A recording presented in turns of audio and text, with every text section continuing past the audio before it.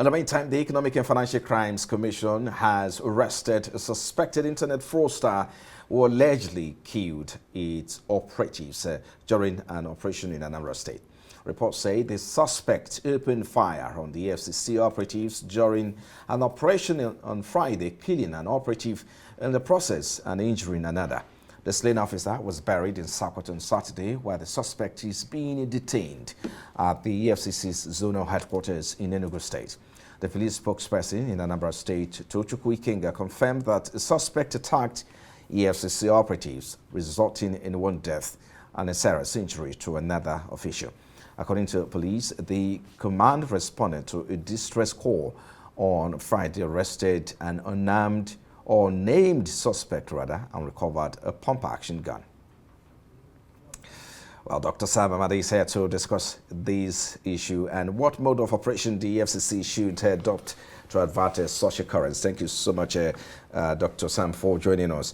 What are your initial reactions to this type of issue? I mean, and again, there are also questions about the how operations like these are planned, are executed. I would like to get your reactions to this. Well, I think first is condolences and kind of to EFCC, and of course this officer died in national service, in that sense. So it's regrettable and sad that a public official, whether it's EFCC or Nigerian police or any other government institution, agency, would meet his or her death in this form. So this is regrettable and sad. Again, it gets back into the idea, the question around civil police, civil EFCC relationship. We've seen a lot of lack of public trust in the EFCC and the security institutions because of perception of maybe the mode of operation or how they execute what they're doing. So the story and the EFCC prepared statement shows perhaps this is a case of an operation, and then the allegation is that the alleged killer kind of, maybe resisted or saw them or in self-defense or howsoever, fired them. But if you look at EFCC story released, the idea, again, is some kind of supposition that somebody who involved in coding has a computer, a laptop, probably is in money laundering, Yahoo. Now, this is what we need to unpack. I've been in circumstances, I travel a lot, and so that I use 3 or 4 laptops. I can stay by the hotel, poolside, writing speeches or article or book.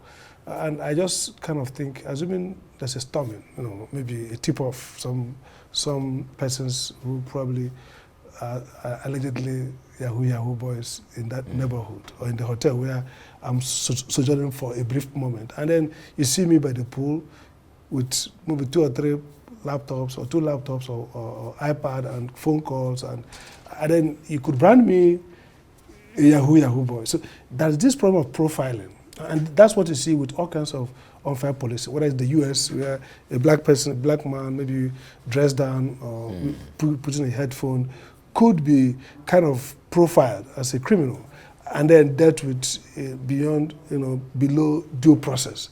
So the first thing is the idea of mission adrift. What is EFCC really focusing on? Now, look at it. There are certain mode of attack that suggests terrorism, okay? So if you're a terrorist in this place and the Nigerian equivalent of SEAL or the military or the police or the, storm this place or the DSS, the way they storm the place, the mode is because there's a terrorist.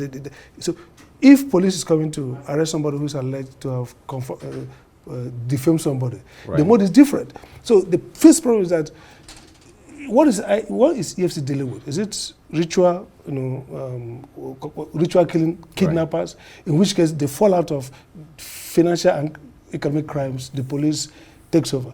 Are they dealing with financial crime? And then how do you deal with it? That's number one. Number two is EFCC has a standing order against night raid and operations, which arose from instances like this. So the question people are wondering is, yes, we want to make sure that all officers are protected. This is a damnable act if it's proven.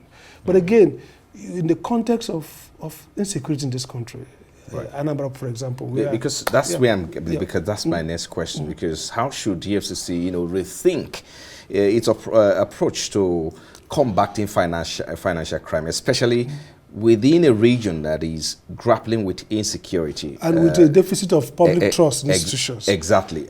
But again, on the other hand, we also hear, I saw one article online that the young man is a medical doctor that was trying to perhaps act in self-defense, and in the process, he has a license to that kind of gun. So the question is, how critical is interagency coordination to prevent such tragic misunderstanding? Because what people are saying is that the EFCC should not have acted alone. Perhaps should have gone there with police or maybe arrest of warrant. Absolutely. So the first question people have is, look, if you're going to go by night, where's the warrant of arrest, warrant of search? Maybe go with a police contingent. Right. And again, we see in other developed countries. I mean, assuming that it's really EFCC must go on a sting operation that night. Right. The police, you can come with real, support. And then sometimes they announce, sometimes these microphones, okay, they say, okay, we are here, come out, hands up, surrender. And basically, you have to balance the fact that, look, people at home, families at home, people are afraid. And the stories around EFCC, for example, dispossessing persons, we've seen video trending of people maybe slamming doors and beating up people. And these days of insecurity, you don't know who is who. So I think that the prudence should mean that some of these operations need to be, you have to rethink the modern operations. Number two is that EFCC also has a crisis now of corruption and partisanship. The DG, the new Executive Secretary has been dealing with that. So people don't even know. They don't trust the operatives themselves. Corrupt, they can plan things, they can... Partisanship, the question is, okay, fine, if you... and again, lack of professionalism. Some people say, okay, why is it that the way they operate in, let's say, Southeast, where maybe in Edo, is different from the way they operate in other places. And people also ask a quick question. How come we don't see these operations happen with politically important people, former governors, Why is it that it's always happening, maybe hostels, with a sense of classism? Is there a mode to deal with poor people? Is there a mode to deal with certain people in certain geopolitical zones? I've been part of lawyers, senior lawyers, confessing about brutal, treatment at the hand of EFCC operatives. So you say it's an advocate, he has a client, they treat you shabbily, then somebody places a call from Adamawa or from Borno to the same operative, and they quickly comply. So this is the idea that partisanship, corruption, lack of professionalism has now made it difficult to say that the EFCC doesn't represent what it should represent. And so I think that the first thing is that mission adrift. What's the EFCC supposed to do? Two, how should EFCC do what it's supposed to do? Now, if EFCC is now omnibus, fighting, ritual, kidnapping, all that, then they have to change their formation, the level of arms, the level of protection, because they're now more like SEAL. They're no longer like, police, financial crime intelligence, investigate, prosecute fairly. So I think that's the problem we're having here. And again, the question back then is what the EFCC has to be dealing with now, is rebuilding public trust, so that not just people feel that EFCC is partisan, is brutal, that so many people are reporting, okay, look, these are the guys who stormed my house in the night. And we have to also, we are now in a insecurity era, corruption. We have to balance between fighting crimes and not perpetrating crime. It's unfortunate that we are dealing with somebody who ought to be alive today. But the question is, of course, due process, criminal prosecution, the judicial system will sort out the facts. But the policy side of it is that maybe we need to redesign both the mission, the how, and the procedure for EFCC getting involved. The night operations has been banned by law, but they're still going on. How do you ensure that even if you are pursuing criminals, you do not endanger the life of neighborhoods? Indeed, we hope to see a new leaf or a new approach from the EFCC. Thank you so much, Dr. Sam Amadi, for coming on News 9. Dr. Sam Amadi is the director of Abuja School of Social and Political Thought. We appreciate your time.